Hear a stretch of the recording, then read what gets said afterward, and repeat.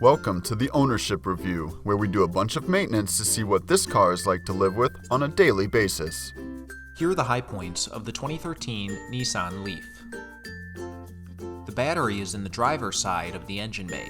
With unobstructed access to the terminals and a bracket that lies right on top, jump-starting or replacing the battery will be easy to do. The headlights are accessible by simply reaching behind the bulb housing.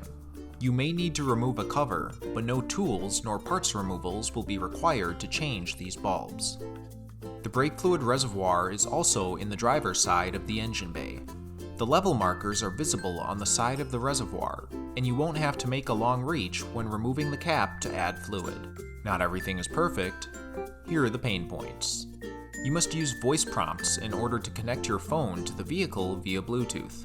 This setup is not very intuitive, and depending on the sensibility of the system, you may need to give multiple attempts before the phone will connect. You'll need to take out the entire rear bulb housing for access to any of the taillights. This will require a 10mm socket and a panel puller to disengage, as well as a flathead screwdriver to help you disconnect the housing itself, all of which will require some force and prove cumbersome to remove. This vehicle does not come provided with the traditional spare tire and jack kit, but rather just a compressor kit found behind a cover in the trunk lining. Depending on the severity of your flat, this option may leave you stranded if your tire cannot hold air.